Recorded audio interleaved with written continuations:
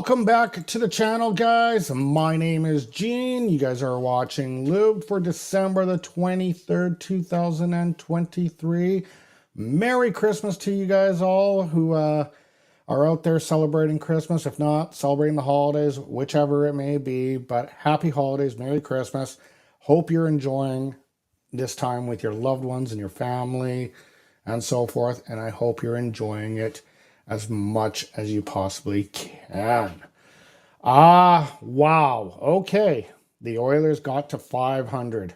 They actually made it to 500 before the Christmas break, which is in a right kind of a Christmas present for myself. So I am absolutely thrilled about that. However, they still have ground to make up and they're still not necessarily out of the woods yet, as they are currently 5th in the Pacific, 12th in the Western Conference, 5 points out of a wild card spot still, and have a 77% chance of making this year's Stanley Cup playoffs. We hope they get there, but this is just a weird and freaky year all around. Teams that aren't supposed to be doing good are doing really good.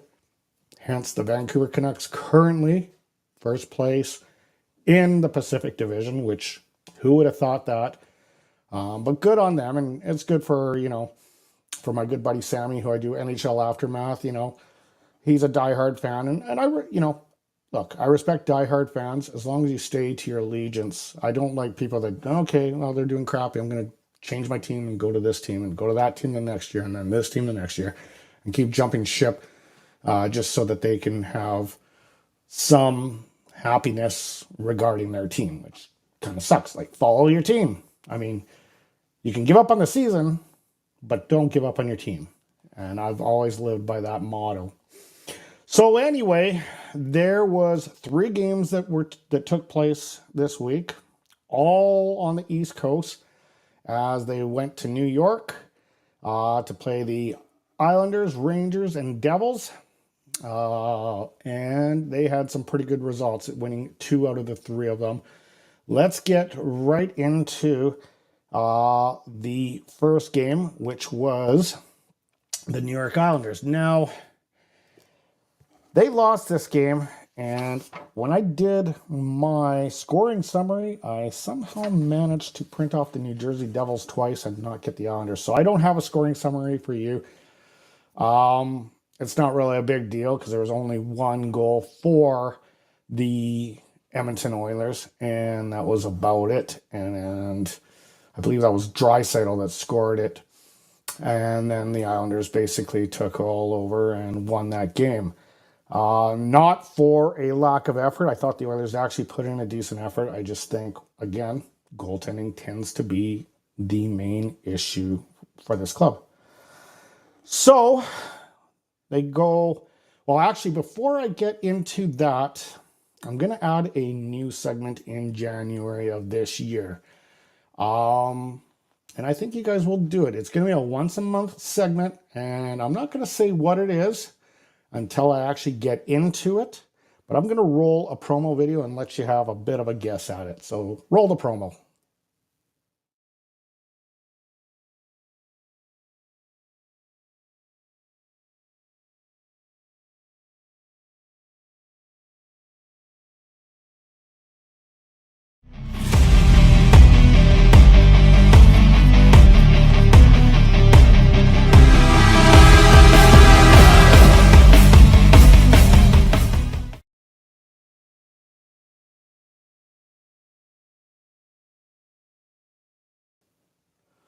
All right, so I hope you guys kind of figured that one out, what it is.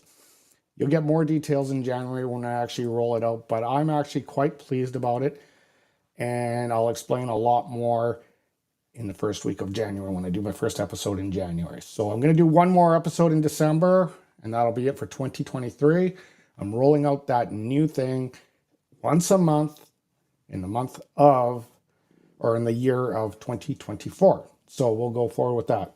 Anyway, then the Oilers went on and took on the New Jersey Devils. This is another team that, You know, you think would be doing a lot better than they actually are, but they're a team that's struggling.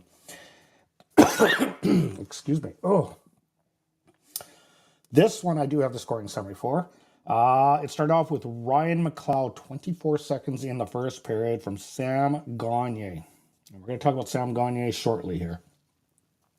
Then it was Ryan Nugent-Hopkins at 5:24, making it 2-0. That was from Matthias Ekholm and Connor McDavid. And then Dawson Mercier would rally one for the Devils at 13:14, 2-1 from Michael McLeod. That would be Ryan McLeod's brother. So both McLeod brothers getting points in the first period. In the second period, New Jersey would tie it. This would be Jonas Siegenthaler. I'm probably pronouncing that wrong, and I apologize. And that was from Simon Nemec and Michael McLeod. Michael McLeod getting his second point. That was at 1:39 of the second period. Timo Meier would make it 3-2 and give Jersey the first lead of the game, and that would be Dawson Mercier. And I'm starting to get a little concerned here. But the Edmonton Oilers would absolutely explode 100% in the third period with goals from Connor McDavid at 1:40, Leon Draisaitl at 2:22, Adam Ernie at 2:49. So 3 goals in the third period, 2 minutes and 49 minutes apart. And then Ryan McLeod would get a unassisted goal at 9:04, and that was it. It was pretty much lights out. A great, great game. The only downside is it appeared Sam Gagner suffered a pretty serious injury, and I'm hoping it's not where I think it is. But he inadvertently took a Desharnais stick to the face. Now, you guys may remember on one of the stints, I think it was actually his first stint, Gagner was on. They were playing a game against the Vancouver Canucks when, at that time, Zach Kassian laid the lumber across his jaw, busting it into several pieces where his jaw was wired shut for several months. He was probably having to drink through it or eat through a straw for several months. It was probably the worst experience he had. We know that bones, once you break them, they're subjective to breaking again because, the structure integrity of a bone isn't quite the same prior to that break. So I'm hoping he didn't suffer another broken jaw, but it looked very, very concerning. He was down on the ice, and Sam Gagner is not one to be down on the ice for an extensive period of time. So he was down for a bit. I'm hoping it's not what I think it is. I'm hoping that we get some clarification on what actually happened, but I do fear that that may very well be the case. Then they went off to Madison Square Garden to take on the New York Rangers. This is another good team, and this was another good game as the Edmonton Oilers would win this one 4-3. And again, it starts off with Ryan McLeod scoring. And that's why I put him on the thumbnail as being clutch, because he's been really showing his stride as of late. So good for Ryan McLeod. Ryan Nugent-Hopkins, the other Ryan on the team, would get on the board as well, making it 2-0 at 5:24 from Ekholm and McDavid. And then Dawson. Oops, I'm reading the New Jersey one. Sorry, guys. Let me back that one up a bit. So it would actually start with Blake Wheeler. The Rangers would score first. Blake Wheeler from Mika Zibanejad and Chris Kreider. There was no goals in the second period. In the third period, the Oilers would explode again for a second straight night with goals from Zach Hyman, Evander Kane, Warren Foegele, Ryan McLeod. And there you go. He's being clutch regardless. Mika Zibanejad would get a power play goal, and then they would make it really close. Well, they would score, but just a little too late. At 19:59, they would make it 4-3, so it was actually technically a 4-2 game. 0.4 seconds left on the clock. There was nothing that they were going to do. The game is over. So the Oilers go to 500 now, which I'm thrilled. I never thought I would see this going into November, early November there. I thought geez, this team is finished. They're not going to do nothing. But here we are. We're looking at the Edmonton Oilers at 500. They did slip. They had that 8-game streak that really helped digging them out. And they kind of slipped a little bit, lost 3, came back, and now they are on a 2-game winning streak. Up next, they will take on the San Jose Sharks in San Jose. And we know that San Jose is definitely a team with their struggles, but keep in mind, San Jose Sharks was the team that was basically the last nail in Woody's coffin. Sure, they would win the game against the Kraken that following Saturday, but I think it was this game here that was enough, and his fate was sealed at that point in time. So San Jose should be, in theory, a good, easy win, but they beat Vancouver, who was top in the Pacific. They beat some of the strong teams, so you don't want to count them out. But they are pretty much their last in goals for. They're last in shots on goal. 16th on power play. 11th on the face-offs. 32nd last again in shooting percentage. 32nd in goals allowed. Like, they're allowing the most goals. Like, this is just a very weak team.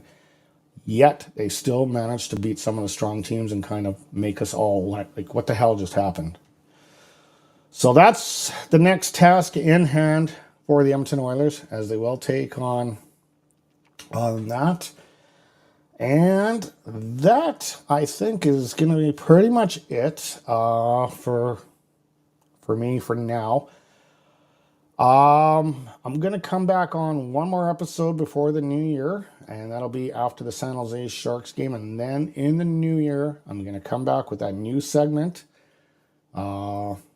which is the Rig Report. Once a month I will do that, and I will explain how I come to my conclusions on that when we get into that. I don't want to give away too much. I want you guys to guess a little bit. But other than that, guys, I think I can say this is a wrap. I want to wish everyone out there a very Merry Christmas. Please be safe. Please make the right decisions. Don't drink and drive. The cops are going to be out there looking for you anyway, so don't chance fate. Make the smart decisions. Have a happy and safe holiday, guys. And as always, stay healthy, stay happy, stay hydrated. Hit like, share, and subscribe if you like the content I bring. And I will see you after Christmas. You guys have a great Christmas. Good night.